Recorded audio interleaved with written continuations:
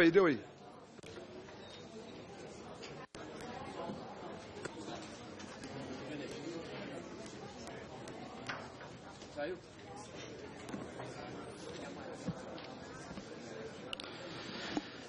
Senhor presidente, senhoras e senhores deputados, prezado relator, deputado Laudívio Carvalho, esta comissão, o trabalho dessa comissão, ela, para mim, foi extremamente interessante, me permitiu aprofundar dois aspectos. Aprofundar algumas convergências e aprofundar algumas divergências sobre esse tema. Eu aprendi que tudo que é genérico, tende ao abstrato. E tudo que é concreto, tende ao específico. Então, portanto, qualquer um de nós, aqui, que ousar dizer que está apresentando ou defendendo aquilo que o povo quer, que o povo interessa, ele corre um sério risco de cometer um grande equívoco. Ainda que possamos e devemos buscar apoio no referendo, e que, obviamente, a maioria da população se posicionou contra o comércio de armas no Brasil, ele não chegou a 100%, ainda que seja e tenha sido a maioria absoluta. Portanto, tem próximo de 40% da população brasileira que manifestou no referendo que pensou diferente. Então, eu não tenho aqui a pretensão de fazer um apontamento que representa o pensamento do povo brasileiro. Mas acredito que representa o pensamento de uma parcela significativa e importante desse povo brasileiro. Eu quero cumprimentar o deputado Laudívio Carvalho pelo seu trabalho, pela sua preocupação e efetivamente construir um relatório respeitando e que representasse a posição e os posicionamentos da maioria desta comissão e pode ser também até da maioria do povo brasileiro. Mas eu preciso de apontar algumas preocupações e é por isso que eu trouxe um voto em separado e vou defendê-lo. Mas antes quero cumprimentar também o presidente, deputado Marcos Monte, que desde o início foi extremamente responsável, foi extremamente, inclusive, cordial com a da sua pessoa, da sua personalidade, na condução desse trabalho, que permitiu que o debate realmente acontecesse e pudesse se aprofundar. Eu vou me permitir ler o meu voto para talvez me prender melhor ao tempo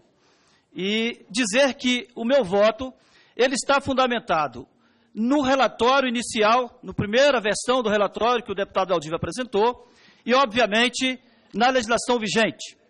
O meu voto, ele não reconstrói toda a legislação, ele modifica a atual legislação. Vale-me, portanto, deste voto em separado, para apontar um novo caminho que possa atender os anseios populares, sem, contudo, abrir mão da defesa de uma política responsável de segurança pública, que é como um de seus pilares, tem como de seus pilares o rígido controle de armas, das armas de fogo, acessórios e munições que circulam no território brasileiro. Para tanto, temos que ter em mente dois princípios basilares: o direito de propriedade e o de segurança pública, dever do Estado, direito e responsabilidade de todos, que deve ser preservada pelos órgãos que integram a segurança pública do Brasil, capitulados no artigo 144 da Constituição Federal. Registro preliminarmente que minhas sugestões e defesas, para além de minhas convicções pessoais e profissionais, se sustentam no teor da nota técnica emitida pela Polícia Militar do Estado de Minas Gerais, que, comparando a atual legislação de controle de armas e os projetos aqui avaliados, em especial o 3272 de 2012, do ilustre deputado Rogério Peninha, avaliou que, seja na prevenção da violência e criminalidade e ainda na repressão aos criminosos, a atual legislação é muito mais eficaz. Soma a isto as contribuições do delegado da Polícia Federal, responsável pelo SINARME, e os oficiais do Exército responsáveis pelo SIGMA, que também sustentaram a necessidade de um rígido controle de armas no Brasil, como instrumento de prevenção à violência e instrumentalização da polícia, em especial dos policiais militares, primeiro agente do Estado a ser chamados dos locais de conflito, na preservação da ordem pública e combate à criminalidade. Esta é uma das razões pela qual não posso acolher vários dispositivos propostos no substitutivo apresentado pelo relator do projeto, citado, pois este repete, na minha avaliação, os equívocos e falhas da proposta original. Mas não só por isso.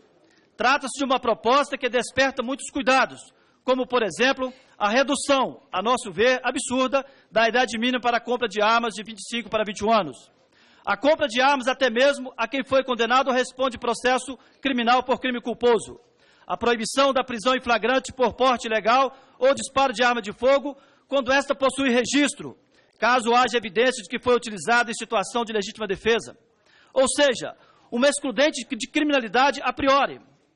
Ou seja, só por esses poucos exemplos, resta claro que é preciso refletir melhor quanto à questão da revogação da atual legislação para colocar em seu lugar norma de eficácia duvidosa no combate à violência e criminalidade, que pode acelerar a escalada de violência no país. É importante relembrar que a primeira tentativa de centralização do controle de armas nas mãos dos civis ocorreu na edição da Lei 9.437, de 1997, a qual instituiu o SINARME, Sistema Nacional de Armas, que centralizou os registros e autorizações de aquisições emitidas pelas polícias estaduais em um banco de dados no âmbito do Departamento de Polícia Federal. Referida norma também determinou que fosse o Exército Brasileiro responsável pelo controle das armas de fogo, acessórios e munições de colecionadores, atiradores e caçadores, e das armas de uso restrito, criando, para tanto, o SIGMA, o Sistema de Gerenciamento Militar de Armas. Verificou-se, contudo, a necessidade do governo federal e o parlamento repensarem o controle de armas no Brasil, razão pela qual foi editada a Lei 10.823 de 2003, tornando mais severo o acesso às armas e a manutenção de sua propriedade, após longo debate com representantes da sociedade civil e integrantes dos órgãos de segurança pública, quando da sua elaboração e devidamente discutida e aprovada pelas duas casas legislativas.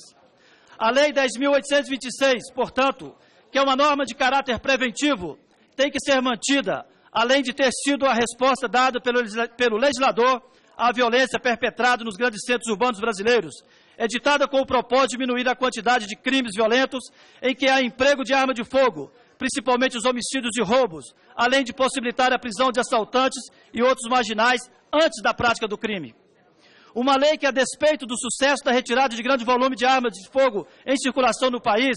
diminuída a escalada da violência, prevendo a proibição, por referendo, do comércio de arma de fogo e munição em todo o território nacional, foi relativizada pelo povo brasileiro no dia 23 de outubro de 2005, dia em que a população foi às urnas para decidir se o comércio de armas de fogo e munição iria realmente cessar. Na ocasião do referendo, ficou decidido que o comércio de armas e munições não seria proibido no Brasil. Contudo, os demais dispositivos que regulamentam os assuntos ligados à possibilidade de porte e posse de armas de fogo continuam em vigor.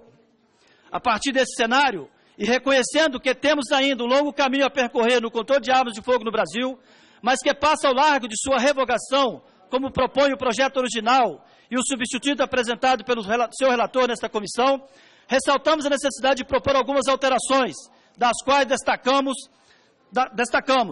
determinação de prazo de 1 ano para a efetiva interligação do sistema SIGMA e SINARME, pois esse sistema deve ter a capacidade de acompanhar todos os passos das armas e munições, desde a sua fabricação até a sua destruição. Sobre isso, são precisas as palavras do professor Alex Augusto Couto de Brito, doutor de Direito Penal pela USP e mestre em Direito Penal pela PUC São Paulo, no sentido de que os bancos de dados, tanto do SINARME quanto do SIGMA, deverá registrar um histórico completo do nascimento, vida e morte da arma de fogo, identificando as características de toda arma de fogo produzida, importada e vendida em território brasileiro, bem como os dados de proprietário. A proposta que faço, sensível às críticas ao caput do artigo 4º da Lei 10.826, que estaria a conferir excessivo poder discricionário ao Estado, quando determina que o interessado em adquirir arma de fogo de uso permitido tenha que declarar sua efetiva necessidade, cremos estar, com a apresentação do texto em anexo, em condições de sanar essa impropriedade. Assim, proponho retirar a excessiva discricionariedade do Estado no ato de permissão de compra de arma de fogo, admitindo que o indivíduo tem acesso à aquisição da primeira arma de fogo de uso permitido, cumprindo, para tanto, apenas critérios objetivos de análise para o deferimento do pedido pelo SINARME, independentemente do juízo de conveniência e oportunidade da autoridade pública que o analisa. Por esse princípio, senhor relator, com certeza, nós estamos liberando para a compra de uma arma pelo menos 100 milhões de brasileiros que terão mais de 25 anos e que não estarão enquadrados nas condicionantes de restrição prevista tanto na lei atual, quanto no projeto original do deputado Peninha, quanto no seu relatório, quando admite, sim, restrições para aquisição. Por outro lado, para se fazer um contraponto à alteração acima descrita, também incluímos um inciso nesse dispositivo que prevê a responsabilização criminal, civil e administrativa para o cidadão que prestar informações falsas à Polícia Federal, com vista a pená-la, quando for o caso, coibindo com isso que o interessado na aquisição de arma de fogo de uso permitido, impondo que este não se comporte de forma desidiosa quanto das declarações feitas no SINARME. Como eu tenho que me prender ao tempo, eu quero pontuar ainda no meu voto que nós compreendemos, e mais uma convergência que essa discussão nos permitiu, foi a realidade dos residentes na zona rural. Para tanto, nós construímos um texto, e eu quero aqui pedir licença e vênia ao deputado Afonso Ram, que defendeu o porte rural,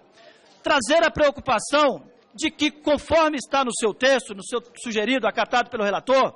nós estaremos permitindo que toda a população da zona rural tenha o porte de arma. Isso traz, obviamente, um grande risco. Se nós trabalhamos com a ideia de que há restrições de porte, tanto no projeto original, quanto no relatório do deputado Laudívio, é de se pensar por que nós vamos garantir o porte de arma para todos os residentes na zona rural, que sequer precisa da comprovação, basta uma declaração de um vizinho. Então nós estamos sugerindo, na medida que o nosso voto, ele já admite uma compra de arma para todos, então nós já estamos garantindo que todo cidadão, independente de ser urbano ou rural, já tem o direito a uma arma, que a arma voltada para o risco de predadores naturais, como foi muito colocado por alguns deputados, eu cito aqui o deputado Cherini, que nós possamos sim ter o direito à posse de uma arma permitida para o enfrentamento desses predadores, para os moradores da zona rural. Por fim, nós estamos também, senhor presidente, senhor relator, incorporando sugestões trazidas pelo delegado Beltrame, secretário de Segurança Pública do Rio de Janeiro, no sentido de tornar maior a pena, fazer uma diferenciação entre uma arma ilegal, que seja um revólver, de um fuzil, de uma metralhadora, ou seja, garantindo a gradação da pena a partir do critério de potencial de destruição dessa arma. E por fim, senhor relator, senhor presidente, senhores deputados, nós estamos aqui nesse momento acrescentando ao nosso voto, e queremos que se conste em ata a incorporação de uma reivindicação trazida pelo deputado Major Olímpio em relação à possibilidade de que os estados federados possam adquirir para suas polícias, independentemente de autorização do Exército, as suas armas para as suas polícias, seja a Polícia Militar, a Polícia Civil e a União para a sua Polícia Federal. Nós estamos acolhendo esse encaminhamento, essa proposta do deputado Major Olímpio, que corresponde a reivindicações trazidas por comandantes de várias polícias militares, no sentido de que esse aprisionamento às regras atuais existentes impõe, de um lado, a aquisição de armas caras no mercado interno, no mercado nacional, em relação à possibilidade de importação, e também de qualidade duvidosa em relação a possíveis armas a serem importadas. Portanto, nós estamos acolhendo essa premissa do deputado Major Olímpio, que corresponde à reivindicação de várias polícias militares que foram aqui trazidas. E, por fim, eu quero me dirigir ao relator, dizer o seguinte, que especificamente o contido no artigo 79, 80, 81, que diz respeito ao disparo de arma de fogo, que diz respeito à posse, ela está tirando a segurança jurídica para qualquer policial militar que tem que fazer abordagem preventiva, inclusive nos ambientes onde, contumazmente, nós se conhece a prática de crime. A segurança jurídica foi retirada. Nesses termos, senhor relator, eu diria que, com a ampliação, o espectro de ampliação que Vossa Excelência propõe para o porte, É melhor, então, que tivesse apenas um artigo. Revogue seu estatuto, porque a tentativa de regulamentar tanto porte e tantas condicionantes tirou por completo, na minha visão, a segurança jurídica da atuação, em especial das polícias militares, no combate à criminalidade que a população também reivindica. Eu não vi ninguém aqui dizer que não teremos, que o Estado não terá que combater as armas ilegais. Portanto, é fundamental que esse projeto contemple uma política pública de segurança que dê segurança jurídica para a atuação do Estado. E o Estado atua através de suas polícias, em especial das polícias militares. Por isso eu trago meu voto à apreciação e espero a compreensão e a análise dos demais deputados para que nós possamos ter uma legislação que resolva o problema do direito à propriedade, como nós trouxemos nosso voto, que resolva o problema do porte para os profissionais de segurança pública, que a senhoria também defende, que resolva o problema da importação pelas polícias, mas que não acabe com a possibilidade de atuação do Estado para combater o crime cometido e perpetrado através de arma de fogo nesse Brasil. Muito obrigado, senhor presidente. Obrigado, deputado subtenente Gonzaga. Eu quero aproveitar